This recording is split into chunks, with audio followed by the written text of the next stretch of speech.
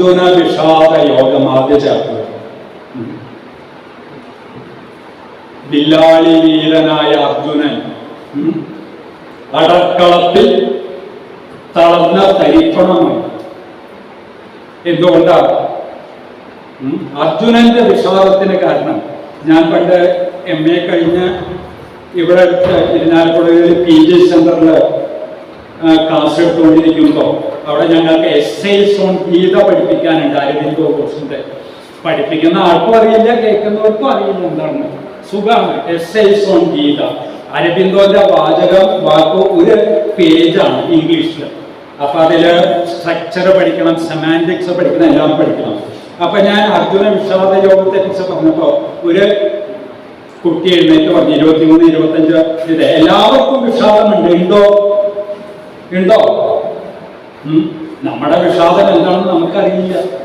ഒരു ആൺകുട്ടി എഴുന്നേറ്റിട്ട് പറഞ്ഞു, എനിക്കും സാറേ വിഷാദമുണ്ട് എന്ന് പറഞ്ഞു. അതൊക്കെ ഞാൻ പറഞ്ഞ എല്ലാവർക്കും ഉണ്ട്. ഞാൻ എൻ്റെ വിഷാദം പറയട്ടെ, സാറിന് അത് പരിഹരിക്കാൻ പറ്റുമോ? പറയുന്നു പറഞ്ഞു. സമപ്രായക്കാരാണ്. ഞാൻ PG കഴിഞ്ഞിട്ട് വന്നിരിക്കുന്ന അവരും അതെ. അപ്പൊ ആ ചെറുപ്പക്കാരൻ പറഞ്ഞു, 10, 23, 24 വയസ്സുള്ള ഞാൻ ഈ ക്ലാസ്സിലെ പെൺകുട്ടിക്ക് ഒരു കത്ത് കൊടുത്തു, അതിന് മറുപടി കിട്ടിയിട്ടില്ല. അതാണ് എൻ്റെ വിഷാദം. ശരിയാണ്, അവന്റെ വിഷാദം അവനല്ലേ അറിയുള്ളൂ, അല്ലേ? നിങ്ങളെന്താ ചിരിച്ചത്? അവന്റെ വിഷാദം അവനെ അറിയുള്ളൂ, അവന്റെ പ്രശ്നം അവർക്കേ അറിയുള്ളൂ. പലരുടെയും പ്രശ്നം എന്താണെന്ന് അറിയൂ? നിങ്ങളുടെ വീട്ടിലെ പ്രശ്നം എന്താ? പ്രശ്നങ്ങളില്ലാത്തതാണ് നമ്മുടെയൊക്കെ പ്രശ്നം. അങ്ങനെയും പ്രശ്നമുണ്ട്. അർജുനന്റെ പ്രശ്നം എന്താ? ബില്ലാളി വീരനാണ്. ഇതൊക്കെ പഠിക്കേണ്ട വിഷയമാണ് ജീവിതത്തില്. നമ്മുടെ ജീവിതത്തില് പ്രശ്നങ്ങളില്ലാത്തൊരു ജീവിതമുണ്ടോ? ആ പ്രശ്നങ്ങൾ വരുമ്പോൾ അതിനെ എങ്ങനെ അഭിമുഖീകരിക്കാം എങ്കിൽ ആ ഗ്രന്ഥം ഹിന്ദുക്കൾക്ക് മാത്രമല്ല, ഭാരതീയർക്ക് മാത്രമല്ല, ലോക ജനത, മാനവ ജനതയ്ക്ക് മുഴുവന്റെയും മുന്നിൽ ഒരു പരിഹാര മാർഗമായിട്ട് ആ പുസ്തകം വരികയാണ്. ഇവിടെ പറഞ്ഞാൽ MV കൃഷ്ണവാര്യർ തൈക്കാട്ടുശ്ശേരി ആയുർവേദ വൈദ്യശാലയിലെ ജോലിക്കാരനായ അദ്ദേഹം പാലാഴിയിൽ വന്നപ്പോൾ വരാൻ കാരണം അന്നത്തെ രാമകൃഷ്ണ ആശ്രമം, അവിടെ ഒരു രാമകൃഷ്ണ ആശ്രമം ഉണ്ടായിരുന്നു. അത് തകർന്ന തെരുപ്പണായി കിടക്കുന്നു. അമ്മയും ഭാര്യയും വലിയ ഭൂസ്വത്തുള്ള ആൾക്കാർ അവിടെ വന്നപ്പോ അവിടെയുള്ള ശാസ്താ ക്ഷേത്രം തകർന്ന തരിപ്പണായിരിക്കായിരുന്നു. ക്ഷേത്രം ഗ്രാമക്കണ്ണാണ്. കേട്ടിട്ടുണ്ടോ? കവി പാടിയിട്ടുള്ളതാണ്. ഒരു ക്ഷേത്രം ഉദ്ധരിച്ചാൽ ഗ്രാമത്തിന്റെ കണ്ണുദ്ധരിച്ചു. ഞാൻ 25 വർഷം മുമ്പ് ഇവിടെ വന്നിട്ടുണ്ട്. പക്ഷെ ആ നിലയല്ല ഇപ്പോ. അത് നാട്ടിലും അതിന്റെ സ്വാധീനമുണ്ടാവും. ഒരു ക്ഷേത്രം നശിച്ചാൽ അത്രയും അന്ധവിശ്വാസം നശിക്കുമെന്ന് പറഞ്ഞൊരു കാലം ഉണ്ടായിരുന്നു. ഇപ്പൊ ക്ഷേത്ര പുനരുദ്ധാരണമാണ്. അപ്പൊ അവിടെ ഭഗവത്ഗീത പഠിച്ച അതിലെ അറിവുള്ള MV കൃഷ്ണവാര്യർ കർമ്മത്തെ കർമ്മയോഗമാക്കി ആ ഗ്രാമത്തിലെ നശിച്ച ക്ഷേത്രം പുനരുദ്ധരിക്കാൻ ശ്രമിച്ചു. പിന്നെ അദ്ദേഹം ആദ്യം ഹിന്ദി സ്കൂളല്ലേ തുടങ്ങിയത്, പിന്നീട് സംസ്കൃത സ്കൂള് തുടങ്ങി. സംസ്കൃതം പഠിച്ചാൽ എന്താ ഒരു ഗുണം? സംസ്കാരം ഉണ്ടാവും. ഞാൻ ഇംഗ്ലീഷ് ലിറ്ററേച്ചർ പഠിച്ച ഒരാളാണ്. ഞാൻ ഈ മുമ്പും ഇതൊക്കെ എടുത്ത് ആദ്യമായിട്ട് ഒരു കോളേജിൽ ഇംഗ്ലീഷ് പഠിപ്പിക്കാനും അപ്പൊ എനിക്ക് മെമ്മോ തന്നു. ഇതാണ് ദൈവത്തിന്റെ സ്വന്തം നാട്. ഇംഗ്ലീഷ് അധ്യാപകൻ മുണ്ടെടുത്തു വരിക. ഇതിപ്പോ ജീവിതാവസാനം ജനിച്ചാൽ എന്തുണ്ട്? മരണമുണ്ട്, അല്ലെ? ഒരു ജ്യോത്സ്യന്റെ അടുത്തും പോണ്ട ആവശ്യമുണ്ടോ? എന്നിരുന്നാലും പോകും. ഭഗവത്ഗീത പറയുന്നത് ജനിച്ചാൽ മരണമുണ്ട്, ജനന മരണങ്ങൾക്കിടയിലെ ജീവിതമുണ്ടല്ലോ, അതെങ്ങനെ നയിക്കണം? അപ്പൊ ഇപ്പോഴത്തെ ചെറുപ്പക്കാരൊക്കെ പറയുന്നത് എങ്ങനെയും ജീവിക്കാം, അല്ലേ? അടിപൊളി ജീവിതം, അല്ലേ? അങ്ങനെയല്ലേ പറയുന്നത്? എങ്ങനെയും ജീവിക്കാം. പക്ഷെ ഭഗവത്ഗീതാകാരം പറയുന്നത് അങ്ങനെയല്ല. എങ്ങനെയും ജീവിക്കാമല്ലേ, എങ്ങനെ ജീവിക്കണം, അതിന് ജനനമുണ്ട്, അതിന്റെ അവസാനം മരണമുണ്ട്. നമുക്കൊക്കെ മരണമില്ലേ? അതെന്തെങ്കിലും വിചാരമുണ്ടോ നമുക്ക്? യക്ഷപ്രശ്നത്തിലെ, മഹാഭാരതത്തിലെ യക്ഷപ്രശ്നത്തിലെ യക്ഷൻ ചോദിക്കുന്ന എന്താണ്? ലോകത്തിലെ ഏറ്റവും വലിയ അത്ഭുതം എന്ത് എന്ന് ചോദിക്കുമ്പോ പറഞ്ഞു, ധർമ്മപുത്രർ പറയാം, ഓരോ നിമിഷം കഴിയുമ്പോഴേക്കും മരണത്തിലേക്ക് അടുത്തുകൊണ്ടിരിക്കുകയാണ്. ആ ഓർമ്മ എന്തെങ്കിലും നമുക്കുണ്ടോ? എന്നിട്ടും അത് മറന്നുകൊണ്ട് ഓരോ നിമിഷം കഴിയുമ്പോഴും ജീവിക്കാനുള്ള ആസക്തി കൂടിക്കൂടി വരികയാണ്. ഇതാണ് ഏറ്റവും വലിയ അത്ഭുതം, അല്ലേ? ആണോ? ഒരു വീട്ടിലൊരു അമ്മ ഒരു സുപ്രഭാതത്തിൽ എഴുന്നേറ്റ് കരയലോട് കരയലോ. അപ്പൊ കൊച്ചുമോള് ചോദിച്ചു, എന്തിനാ അമ്മ കരയുന്നത്? ഞങ്ങളൊക്കെ ഇല്ലേ? എന്നിട്ടും കരച്ചിൽ നിർത്തുന്നില്ല. അമ്മൂമ്മ 85 വയസ്സായ അമ്മൂമ്മ കരച്ചിലോട് കരച്ചിൽ.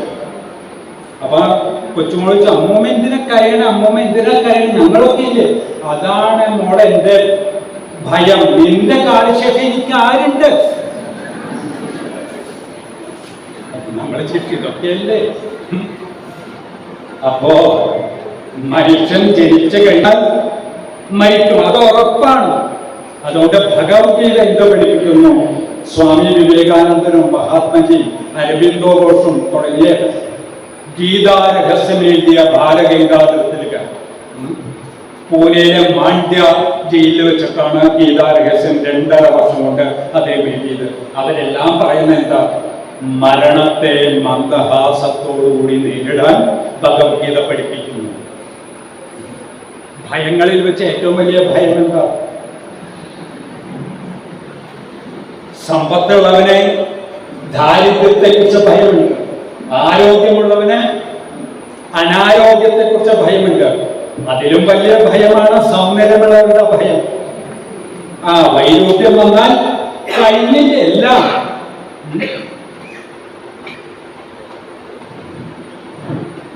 എന്നോട് പറഞ്ഞു, ആ വിശ്വനാഥനൊക്കെ പോലെ നടന്നുകൂടെയെന്ന് എന്നോട് അമൃത അവിടെ ഞാൻ വന്നപ്പോൾ ഒരു സന്യാസി എന്നോട് ചോദിച്ചു.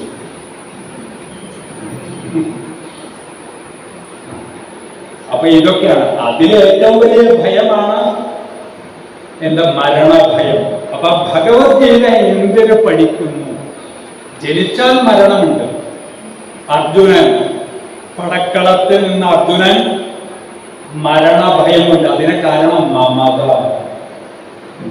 ഒരു ദിവസം പേപ്പർ നോക്കിക്കഴിഞ്ഞാൽ എത്ര പേര് മരിക്കണം, നമുക്ക് എന്തെങ്കിലും വിഷമമുണ്ടോ? ഉണ്ടോ? നേരെ മറിച്ച് നമ്മുടെ ആൾക്കാർ എന്തെങ്കിലും മരിക്കേ അങ്ങനെ എന്തെങ്കിലും ഉണ്ടായിരിക്കുക എന്തായിരിക്കും? ഒന്ന് ആലോചിച്ച് നോക്കണം. അപ്പോ പൂജാമുറിയിൽ ഇരിക്കുന്നവരോടല്ല ഭഗവത്ഗീത ഭഗവാൻ ഉപദേശിച്ചത്. അതാലോചിക്കണം. പടക്കളത്തിൽ, ജീവിതമാകുന്ന പടക്കളത്തിൽ കഴിയുന്നവർക്കാണ് ഭഗവത്ഗീത പറഞ്ഞത്. അതുകൊണ്ടാണ് സ്വാതന്ത്ര്യ സമര സേനാനികളുടെ കയ്യിൽ ഒരു കാലഘട്ടത്തില് ഭഗവത്ഗീത ഉണ്ടായത്. എന്തിന് സ്വാതന്ത്ര്യം? നമ്മളിന്ന് ഇവിടെ സുഖമായിട്ട് ഇരിക്കുന്ന ഇതിന്റെ ഭാഗമായിട്ടാണ്. ഒന്ന് ആലോചിച്ച് നോക്കണം. വല്ലോരും വല്ല കാശ്മീരിലും അവിടെയൊക്കെ ബോംബ് പൊട്ടൽ വെക്കുമ്പോ നമ്മൾ ഒന്നാം തരം മോര് മാത്രം പോരാ, രസം കൂടി വേണം. അവരവിടെ എന്തിനു വേണ്ടി അവര് ഈ കഷ്ടപ്പാടുകൾ, ബുദ്ധിമുട്ടുകൾ സഹിക്കുന്നു? അത് അവരുടെ ധർമ്മമാണ്. അത് രാജസ്ഥാനിലെയും രജപുത്രരൊക്കെയാണ് അവരുടെ പടയാളികൾ സിന്ദൂരമണിയിച്ചുകൊണ്ടാണ് പടക്കളത്തിലേക്ക് പറഞ്ഞിരിക്കുന്നത്. നമ്മുടെ നാട്ടിലോ നിങ്ങൾ എങ്ങനെയെങ്കിലും ജീവിക്കാൻ നോക്കുന്നല്ലേ പറയുക, അല്ലേ? അപ്പൊ ഒരു ശാസ്ത്രവീര്യമുള്ള ജനത, മൃതപ്രായമായ ആൾക്കാർക്ക് പോലും മൃതസഞ്ജീവിയായി ഭഗവത്ഗീത രൂപാന്തരപ്പെടുന്നു.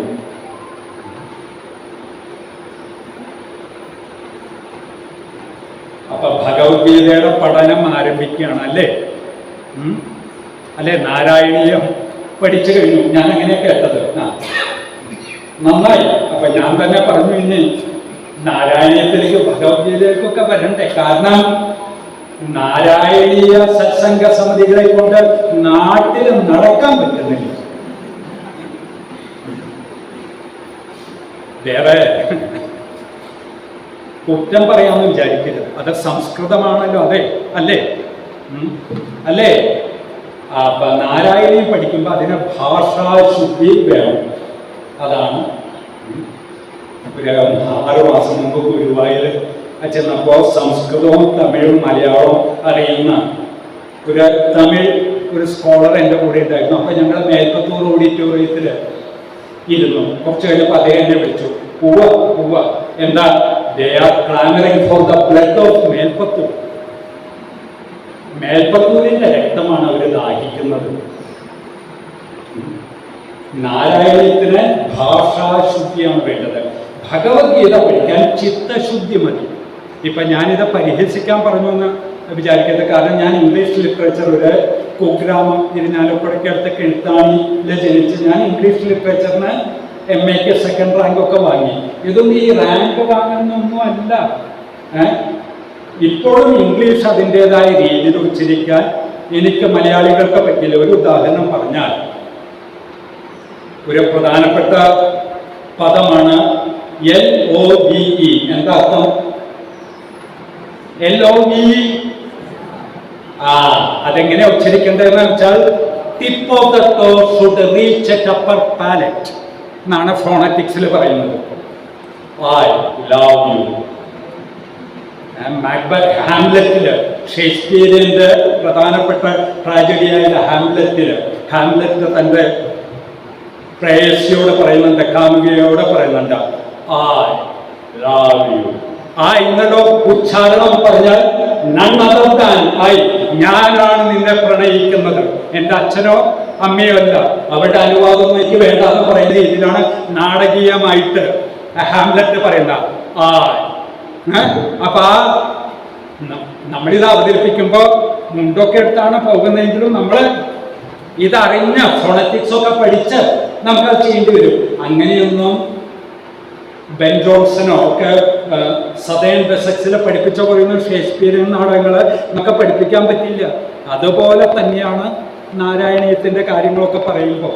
പക്ഷെ ഇവിടെ നാരായണീയത്തിൽ നിന്നും ഭഗവത്ഗീതയിലേക്ക് വരുമ്പോൾ അത് ജീവിത ഗന്ധിയായിത്തീരുന്നു. കർമ്മം എന്താണ്, യോഗം എന്താണ്, സന്യാസം എന്താണ് എല്ലാം മനസ്സിലാക്കി ചിത്തശുദ്ധി, ചിത്തം ശുദ്ധമാവുമ്പോഴാണ് തത്വബോധം ഉണ്ടാവുക. ഈ ഭഗവത്ഗീതയും ഭാഗവതവും നിങ്ങൾക്ക് തോന്നുന്നുണ്ടല്ലേ? ഈ ഭാഗവതമൊക്കെ പ്രസംഗിച്ച് ഇതൊക്കെ നടക്കുന്നവർക്ക് എന്താ ഈ ചീത്തശുദ്ധി എന്ന് തോന്നുന്നുണ്ടാവില്ലേ? ഇല്ലേ? എന്തുകൊണ്ടായിരിക്കും? അത് വലിയ ബുദ്ധിമുട്ടുള്ള ഒരു കാര്യമാണ്. ഇപ്പൊ കൃഷ്ണവാര്യർ അദ്ദേഹം ചെയ്ത സേവനമൊന്നും ആൾക്കാർക്ക് മനസ്സിലാക്കാൻ സാധിക്കുന്നില്ല. 50 ഈ പുസ്തകം ഇപ്പൊ റീപ്രിന്റ് ചെയ്തത് 50 കൊല്ലം കഴിഞ്ഞിട്ടല്ലേ ഏകദേശം. ഞാനിതൊന്നും മനസ്സിലാക്കുന്നത് 74 എഴുതി വെച്ചിട്ടുണ്ട്. 50 കൊല്ലം കഴിഞ്ഞിട്ട് ഇത് വന്നിരിക്കുന്നു. അലൗകികമായ അപ്രമേയത്വം, ഇതൊന്നും നമുക്ക് അളക്കാൻ പറ്റില്ല. ഇന്ന് ഇവിടെ ഒരിക്കലും പ്രത്യേകിച്ച് സ്ത്രീ ജനങ്ങൾ ഇപ്പൊ എന്താ ചെയ്യേണ്ടത്? ഗീത പഠിക്കുക, വീട്ടിൽ ആൾക്കാരെ, കുട്ടികളെ പഠിപ്പിക്കുക. ഗീത പഠിച്ചതുകൊണ്ട് ആരും മോശമായൊരു ചരിത്രമില്ല. ഈ ഗീത, ഭഗവത്ഗീതയൊക്കെ എവിടെ പഠിക്കാൻ സാധിക്കും? നമ്മുടെ മലയാളത്തിലൊരു മഹാകവി പാടിയിട്ടുണ്ട്, ഗീത ലയിച്ചൊരു മണ്ണിൽ മുളയ്ക്കുന്നതേതും പവിത്ര ഭരാഢ്യമാണൊന്നുമേ, വൃന്ദാവനം വാച്ചൊരി മഹിതൻ മനസ്പന്ദനം പോലും കലാപ്രചോദനം. ഭാരതീയരെ സംബന്ധിച്ച് ഭഗവാൻ ശ്രീകൃഷ്ണൻ, ഭഗവാൻ ശ്രീരാമചന്ദ്രൻ എന്നെല്ലാം പറഞ്ഞാൽ വ്യാസനും വാൽമീകിയും കമ്പനും കാളിദാസനും ഭാസനും ഭവഭൂമിയുമെല്ലാം ഭാരതീയ സാഹിത്യ സാഗരത്തിൽ ലബ്ധപ്രതിഷ്ഠ നേടിയത് ഒന്നുകിൽ ശ്രീരാമചന്ദ്രനെ കുറിച്ച് അല്ലെങ്കിൽ ശ്രീകൃഷ്ണനെ കുറിച്ച് പാടിയതുകൊണ്ടാണ്. ഗോപീഹൃദയചോരനായ ഭഗവാൻ ശ്രീകൃഷ്ണൻ അടുത്ത തന്നെ വൃന്ദാവനത്തിൽ പോകുന്നുണ്ടല്ലേ. അപ്പൊ ഞാൻ ഒരാളോട് ചോദിച്ചു, അങ്ങനെയൊന്നും ചോദിക്കാൻ പാടില്ല ഇന്നത്തെ കാലത്ത്. അപ്പൊ വൃന്ദാവനത്തിൽ പോയാൽ അവിടുത്തെ മണ്ണിൽ കിടന്ന് ഉരുളോ അറിയില്ല എന്ന് പറഞ്ഞോട്ട്. അതാണ് എനിക്ക് ഉത്തരം. ഇങ്ങനെയൊക്കെ ചോദിക്കാൻ പാടുണ്ടോ? ഉണ്ടോ? കാര്യം നമ്മളെ വൃന്ദാവനത്തേക്ക് പോയിട്ട് ഉത്തരേന്ത്യയിലെ ജനം, പ്രത്യേകിച്ച് സ്ത്രീജനം, ആബാലവൃദ്ധ ജനം ആ കൃഷ്ണന്റെ പ്രണയം ഏറ്റുവാങ്ങിയ രാധ മൗനിയായിരുന്ന ആ സ്ഥലത്ത് കാണുമ്പോഴേക്കും അവര് ഹർഷപുളകിതരായിട്ട് അവിടെ കടന്നു ഉരുളുകയാണ് ആ മണ്ണില്. അതാണ് കവി പാടിയത്, മഹാകവി ചങ്ങമ്പുഴയാണ് പാടിയത്.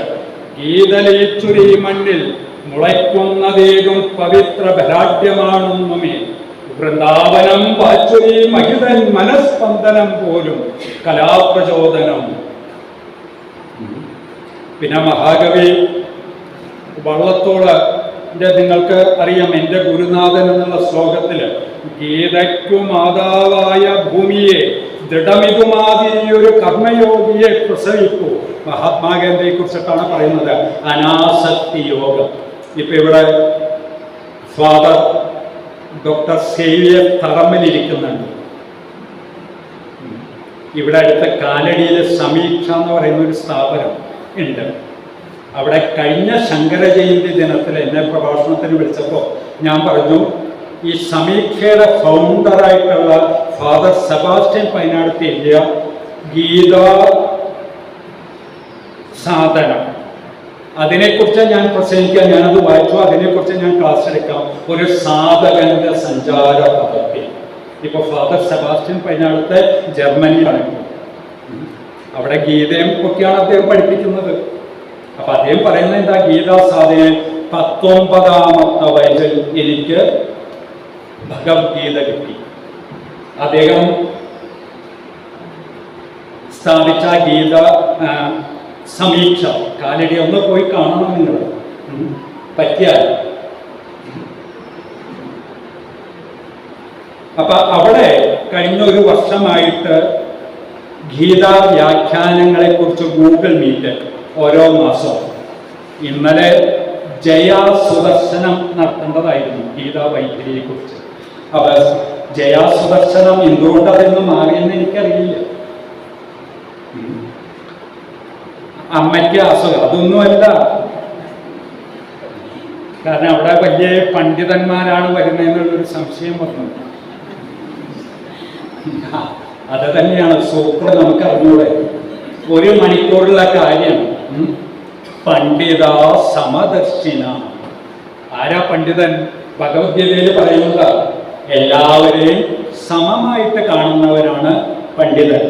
എം വി കൃഷ്ണവാര്യർ, മൂവാ കൃഷ്ണവാര്യർ എങ്ങനെയും ആയിക്കോട്ടെ, നമുക്കതിൽ ഒരു 25-30 വർഷം മുമ്പ് ഞാൻ അദ്ദേഹം ഒരു കത്ത് മുനിസിപ്പൽ ചെയർമാൻ എഴുതി.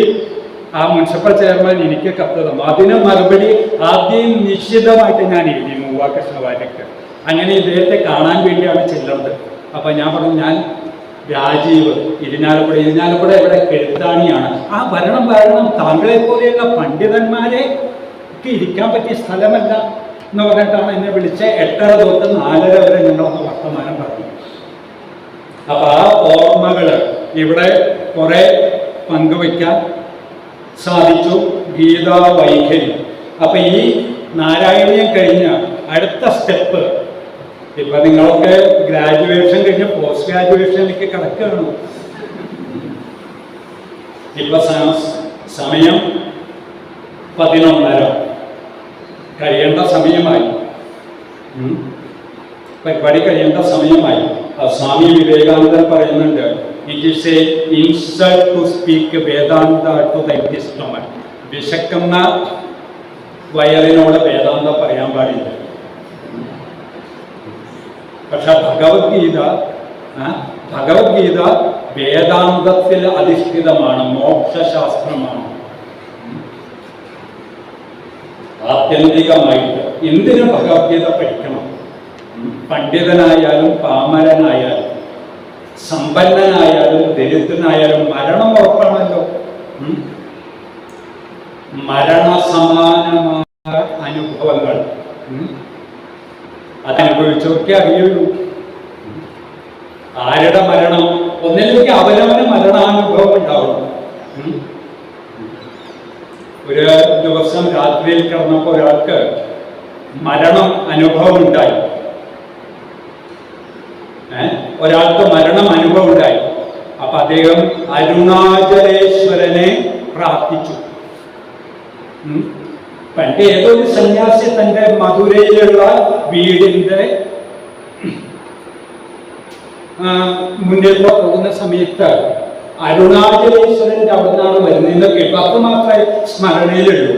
പിന്നീട് കൗമാരക്കാരനായി അയാൾക്ക് ഒരു രാത്രിയിൽ കിടന്നപ്പോ, മാതുരന്റെ വീട്ടിൽ കിടന്നപ്പോ മരണാനുഭവം ഉണ്ടായി. അപ്പൊ ഈ മരണത്തിന്റെ രഹസ്യം പിറ്റേ ദിവസം തന്നെ അദ്ദേഹം തയ്യാറായി അരുണാചലേശ്വരനെ തേടി. അദ്ദേഹമാണ് രമണ മഹർഷി. വെങ്കിട്ടരാമൻ രമണ മഹർഷിയായി തീർന്നു.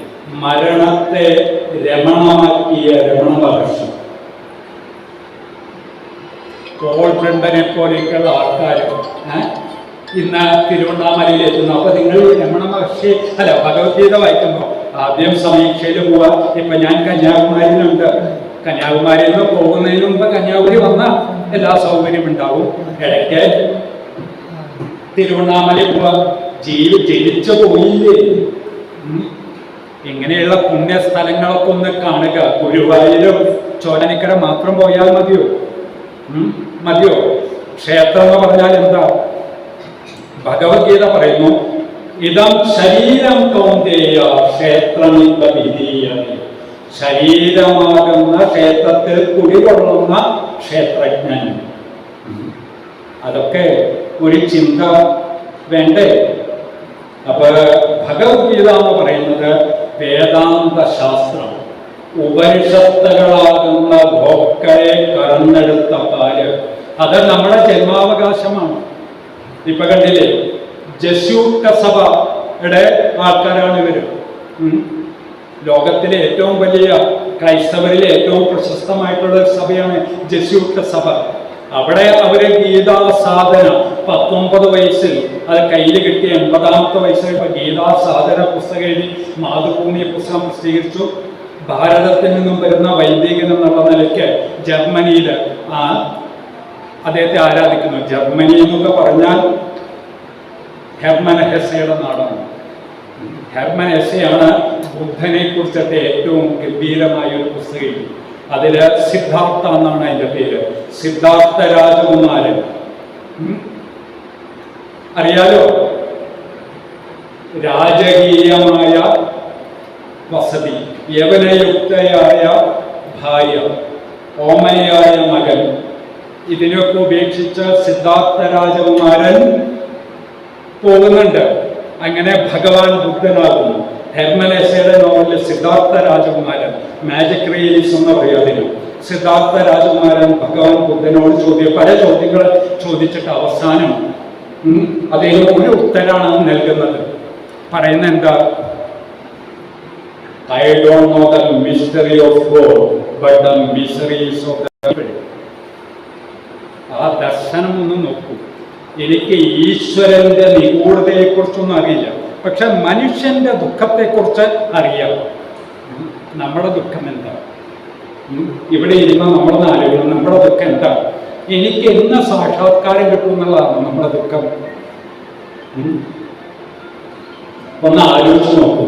അപ്പൊ ദൃശ്യം മാത്രം പോരാ, ഒരു ദർശനവും രൂപപ്പെടുത്തണം. കാഴ്ച മാത്രം പോരാ, അതിനൊരു കാഴ്ചപ്പാടും വേണ്ടേ?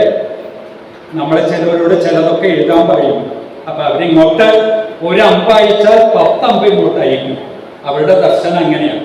നിങ്ങളെ മാത്രമല്ല പണ്ഡിതൻ, നമ്മളും പണ്ഡിതന്മാരാണ്. ഒരു ദൃശ്യം മാത്രം പോരാ, കേട്ടോ? ഇവിടെ സ്ത്രീജനങ്ങളാണ് കൂടിയിരിക്കുന്നത്. അതുകൊണ്ട് അനുരൂപനെയാണോ വേണ്ടത്, അനുയോജ്യനെയാണോ വേണ്ടത്? ആരെയാ വേണ്ടത്? നല്ല കാലത്ത് ചോദിക്കണമായിരുന്നു അല്ലേ? ആരെയാ വേണ്ടത്?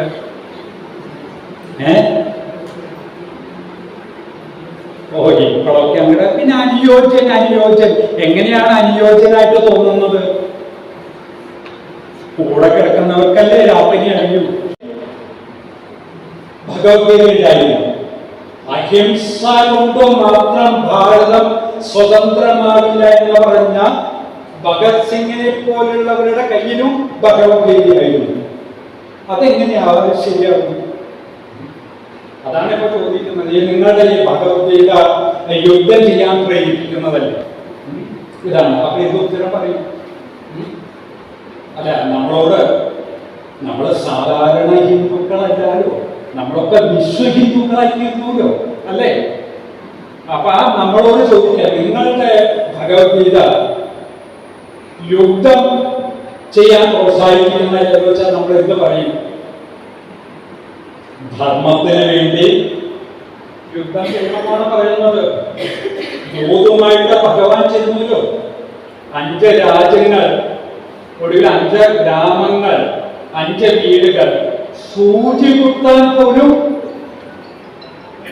തരില്ല. പിന്നെ എന്ത് ചെയ്യണം? അമേരിക്കയും റഷ്യയൊക്കെ ആറ്റം ബോംബ് ഉണ്ടാക്കിയാൽ കുഴപ്പമൊന്നുമില്ല. നമ്മളിപ്പോഴും അമ്പും വില്ലുമായിട്ട് നടക്കണം എന്നാ ചിലർ പറയുന്നത്. അതാണ് ഈ പുരോഗമനം.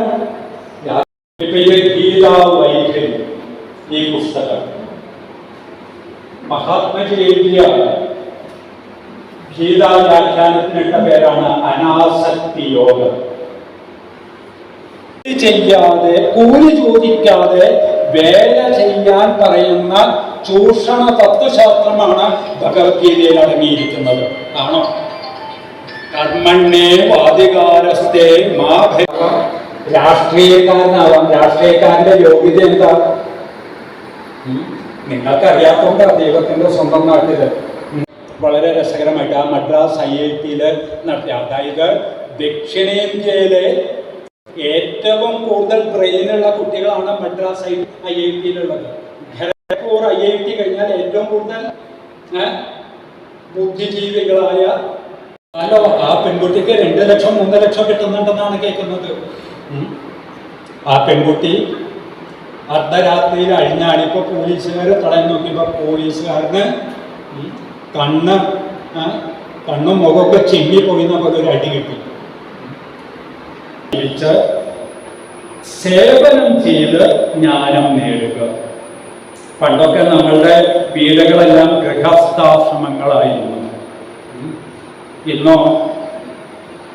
അപ്പൊ ഇത് പഠിച്ചാൽ മാത്രം പോരാ, ജീവിതത്തിൽ ഒരു പരിവർത്തനം ഉണ്ടാക്കണമെങ്കിൽ ഭഗവത്ഗീതയെ പോലെയുള്ള ഗ്രന്ഥങ്ങൾ പഠിക്കണം. പണ്ട് ഗുരുകുലങ്ങളിൽ അതുണ്ടായിരുന്നു.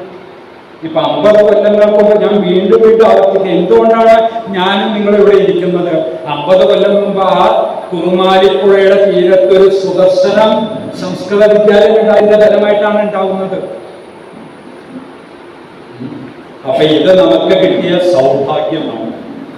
ഇവിടെ പ്രത്യേകിച്ച് അമ്മമാരാണ് ഇരിക്കുന്നത്. സ്വന്തം വീട്ടിൽ ഗീത വായിക്കുക മാത്രമല്ല, ഗീത വായിച്ച ചിത്തശുദ്ധി. Professor G. ബാലകൃഷ്ണൻ അതിൽ പറയുന്ന പോലെ ചെയ്യുന്ന ജോലി കർമ്മമാക്കുക. സ്വാമി വിവേകാനന്ദൻ പറയുന്നത് വർക്ക് ഈസ് വർഷിപ്പ്. അല്ലാതെ അമ്പലത്ത് അതിരാവിലെ രൂപത്തിൽ പറയുന്നവരെല്ലാം അറിഞ്ഞിട്ട് അതിന് വിരുദ്ധമായിട്ട് പ്രവർത്തിക്കുകയല്ല. ഭഗവത്ഗീത വായിക്കുമ്പോൾ പലപ്പോഴും തുടക്കത്തിൽ അതിൻ്റെ വൈരുദ്ധ്യങ്ങൾ. ഇവിടെ ഭഗവത്ഗീത വായിക്കുമ്പോൾ സാക്ഷാൽ ശങ്കരാചാര്യ പറയാണ്, ശിവോ വേത്തി സുഖോ വേത്തി വ്യാസോ വേത്തി ന വേത്തിവ.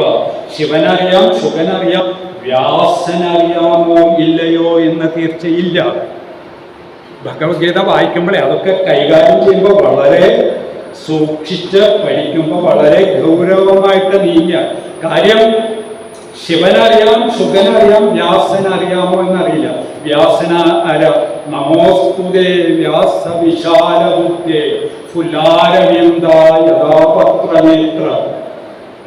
വ്യാസരെ താമരക്കണ്ണനായ, താമരക്കണ്ണനൊക്കെ ഒരു പ്രത്യേകതയുണ്ട്. ആ വ്യാസന്റെ ദക്ഷിണയിൽ നിന്നും വന്ന മഹാഭാരതം, അതിൽ ഭീഷ്മപർവത്തിലുള്ള ഭഗവത്ഗീതയാകുന്ന 700 ശ്ലോകം, ഇത് പഠിക്കാൻ പറ്റിയില്ലെങ്കിൽ ഈ ജീവിതം നിരർത്ഥകമാണ്. അതിന് വയസ്സോ കാലമൊന്നുമില്ല. ഒന്ന് ആലോചിച്ച് നോക്കണം. ഇനിയിപ്പോ അടുത്ത നമുക്ക് ഇങ്ങനെ ഒരു മീറ്റിംഗ് സമീക്ഷയിൽ നടത്താലോ അല്ലേ? ഇതുപോലെ നിങ്ങളിത് പഠിക്കുക, ഇതേപോലെ അവിടെ വരെ കൂടുക. ഇരിഞ്ഞാലക്കുട അപ്പുമാഷ് വന്നിട്ടില്ല, വന്നിരുന്നെങ്കിൽ നമുക്ക് ഇരിഞ്ഞാലക്കുടയിൽ അറേഞ്ച് ചെയ്യാം. അങ്ങനെ പല ദിക്കിലും ഇത് നമ്മൾ ചെയ്തിട്ടപ്പോ ഇവിടെ ഇതൊരു നമ്മളെ സംബന്ധിച്ച് ഇവിടെ കൂടിയിരിക്കുന്നവരുടെ ചിലർ പറയുന്നുണ്ട് പുതിയ ആകാശം, പുതിയ ഭൂമി. അങ്ങനെ അവരത് പറഞ്ഞു നടന്ന് കുറെ ഭൂമിയൊക്കെ ഉണ്ടാക്കിയെന്നാണ് കേൾക്കുന്നത്. പോട്ടെ, നമ്മളെ സംബന്ധിച്ച് ഈ സുദിനം അതൊരു പുതിയ ആകാശം, സൂര്യോദയം. ഭഗവത്ഗീതയിലൊക്കെ പറയുന്ന അരുണോദയമല്ല. അർജുനൻ അത് കണ്ട് അത്ഭുതപ്പെടുകയാണ്. അതിന് വയസ്സോ കാലമൊന്നും ഒന്ന് ആലോചിച്ച് നോക്കണം. ഇതൊക്കെ എത്രയോ കാലത്തിന്റെ പുണ്യം കൊണ്ട് കിട്ടുന്നതാണ്. ഭഗവത്ഗീതയിലേക്ക് ക്ഷേത്രത്തിൽ ഇങ്ങനെ കറങ്ങി നടന്നു തെറ്റാണെന്ന് പറയുന്നില്ല. ഏതാണ് ക്ഷേത്രം? പരമപവിത്രമായ ചിത്ത്, അത് ശുദ്ധമാക്കുക. വളരെ സുസ്മേരവദനരായിട്ട് ഈ ലോകത്തിൽ നിന്ന് വിട പറയാൻ സാധിക്കുക. പണ്ഡിറ്റ് ഗോപാലൻ നായർ പറയണ്ട, അദ്ദേഹത്തിന്റെ സഹധർമ്മിണി അദ്ദേഹത്തിന്റെ മടിത്തട്ടിൽ കിടന്ന് മരിച്ചു. അതിനു മുമ്പ് അമ്മ 17ാമത്തെ വയസ്സിൽ നെന്മാറയിൽ മരപ്പണി ജോലി ചെയ്തിരുന്ന എൻ്റെ അടുത്തേക്ക് വസൂരി ബാധിച്ചു എന്നറിഞ്ഞ് എൻ്റെ അമ്മ കാൽനടയായി കൊല്ലങ്കോട് നിന്നും നെന്മാറയിലേക്ക് വന്നു. എന്നെ കെട്ടിപ്പിടിച്ച് കിടന്ന അതിലേക്ക് എൻ്റെ രോഗം മാറി. എന്നെ മടിയിൽ വെച്ച്, എൻ്റെ തല മടിയിൽ വെച്ച് ആ മാതാവ് മരണകാല വികൃതികളൊന്നുമില്ലാതെ പരമപദം പ്രാപിച്ചു. ആ പുസ്തകം ഞാൻ കൊണ്ടുവന്നിട്ടുണ്ട് ഇവിടെ. അങ്ങനെയാകുന്ന അമ്മമാര് വേണോ, അങ്ങനെയാകുന്ന ഭാര്യമാര് വേണോ എന്നുള്ളത് നമുക്ക് ഇതൊന്നും അപ്രാപ്യമല്ല. ഈ പറയുന്നത് ഭഗവത്ഗീത പറയുന്നതിന്റെ അവസാന ശ്ലോകങ്ങളില് പറയുന്നത് മനുഷ്യന് ദുഃഖിക്കാൻ അവകാശമില്ല. ഈ അമര സന്ദേശമാണ്. ദുഃഖമുണ്ടോ? ഉണ്ടോ? ഇന്നത്തോടുകൂടി അത് അവസാനിപ്പിച്ചോ. വീട്ടിൽ ചെല്ലുമ്പോ, ഭഗവത്ഗീതയുമായിട്ട് ചെല്ലുമ്പോ ഒരു തരത്തിലും നമുക്ക് ദുഃഖിക്കാൻ അവകാശമില്ല എന്നാണ് ഭഗവത്ഗീതയെ പോലെയുള്ള കാര്യങ്ങൾ പറയുന്നത്.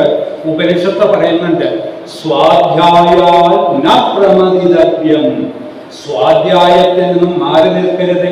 നമുക്ക് ക്ഷേത്രഭക്തിയുണ്ട്, പലതുമുണ്ട്. സപ്താഹം, സത്രം, സ്വാധ്യായം, സെൽഫ് സ്റ്റഡി. നാട്ടുകാരെ പഠിപ്പിക്കാനല്ല, നമുക്ക് പഠിക്കാൻ. ഇന്ന് തൊട്ട് തുടങ്ങിക്കോളും. അത് കഴിഞ്ഞ് ഈ ഗീതയിൽ പറയുന്ന അതേ ആശയങ്ങളാണ് എഴുത്തച്ഛൻ്റെ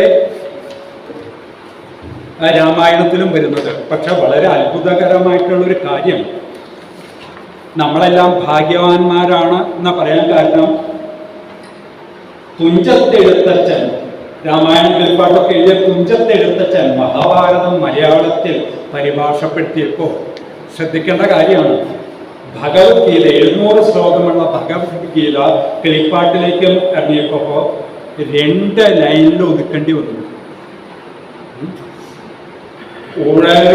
ഉഴവിയരുളിന മൊഴികൾ ഉപനിഷത്താകിയാൽ ഓതിനാൾ ഗീതയെന്നാദരാൽ ജ്ഞാനികൾ. അതുകൊണ്ട് അദ്ദേഹത്തിന് അവസാനിപ്പിക്കേണ്ടി വന്നു. എഴുത്തച്ഛനായി പോയില്ലേ? ഇന്ന് ആലോചിച്ച് നോക്കൂ. 16ാം നൂറ്റാണ്ടിലെ സ്ഥിതിയിൽ ഇന്ന് നായരായാലും നമ്പൂരിയായാലും കൊലയനായാലും ക്രിസ്ത്യാനി ആയാലും മുസ്ലിം ആയാലും ആർക്ക് വേണമെങ്കിലും ഗീത പഠിക്കാം, അല്ലേ? സാക്ഷാൽ തുഞ്ചത്തെഴുത്തച്ഛന് മഹാകവി ഉള്ളൂര് പറഞ്ഞിട്ടുണ്ട്, മലയാള ഭാഷയ്ക്കും സംസ്കാരത്തിനും അടിസ്ഥാനം മാത്രമല്ല ആരൂഢവും സൃഷ്ടിച്ച തുഞ്ചത്ത് രാമാനുജൻ എഴുത്തച്ഛൻ. ആ എഴുത്തച്ഛന് പോലും 16ാം നൂറ്റാണ്ടിൽ ഗീതയെ വ്യാഖ്യാനിക്കാൻ പോയിപ്പോ 2 വരിയിൽ ഒതുക്കേണ്ടി വന്നു. ഇന്ന് നമുക്ക് ആ അവസ്ഥയല്ല. ഈ ജനാധിപത്യ കാലഘട്ടത്തിൽ ആർക്കും എന്തും പഠിക്കാം. അങ്ങനെ ഒരു അവസരം കിട്ടുമ്പോൾ അതിനു വേണ്ടി എത്രയോ വീട്ടമ്മമാർ ഇവിടെ ഉണ്ട്. ഒന്ന് ആലോചിച്ച് നോക്കണം. അവരൊക്കെ എന്താ ചെയ്യുന്നത്? ഒന്നും പറ്റില്ലെങ്കിൽ മക്കളുടെ കൂടെ വിദേശത്ത് പോകും അല്ലേ? ഒരു പൊന്നാട ഇത് തന്നയിച്ചിട്ടുണ്ട്. അത് സമീക്ഷയുടെ ഡയറക്ടർ റവറൻ ഫാദർ സേവ്യർ ടീച്ചറുടെ പേര് ഇനി സുദർശനം എന്നതിനെ കുറിച്ച് കുറെ പറയാനുണ്ട്. ഇനി ഇതൊക്കെ പറയാനുണ്ടെങ്കിൽ ഏതെങ്കിലും സമീക്ഷയുള്ള ഫാദർ ഡോക്ടർ സേവ്യർ തരമൽ നിങ്ങളുടെ ടീച്ചറെ പൊന്നാടെ അണിച്ചു. രാജീവ് സാറ് പറഞ്ഞ പോലെ ഈ നന്ദി പറയുമ്പോൾ ഒരുപാട് വൈകിയ ഒരു സമയമാണ്. എല്ലാവർക്കും നന്ദി പറയാതെ ഈ സദസ്സ് പൂർണ്ണമാവില്ലെന്നതുകൊണ്ട് വേദിയിലും സദസ്സിലും ഇരിക്കുന്ന എല്ലാവരോടും ഗുരുവന്ദനത്തോടും കൂടി തുടങ്ങി ഈ പരിപാടി സ്വാഗതം പറഞ്ഞ നന്ദനം നാരായണീയ സമിതി ആശയം അതുപോലെ തന്നെ ചേർത്ത് വയ്ക്കാൻ ഗോപിച്ചേട്ടനെയും കഴിഞ്ഞാൽ നമ്മുടെ ഒരു ആശയം മുന്നോട്ട് വെച്ചപ്പോഴത്തേക്കും നമ്മുടെ ടീച്ചർ ഒരു ആശയം എല്ലാവർക്കും അറിയാം. എല്ലാവരും വളരെ അച്ചടക്കത്തോടുകൂടി ഒരു അനാവശ്യ ശബ്ദം ആഗ്രഹിക്കുകയാണ്. വിശിഷ്ടാതിയായി നമ്മുടെ കൂടെ വരികയും ആധ്യാത്മിക ഗ്രന്ഥകർത്താവ് നിർത്തിയത് നമുക്ക് എല്ലാവർക്കും മനസ്സിലായി. കാരണം അദ്ദേഹം വിശക്കുന്നവരുടെ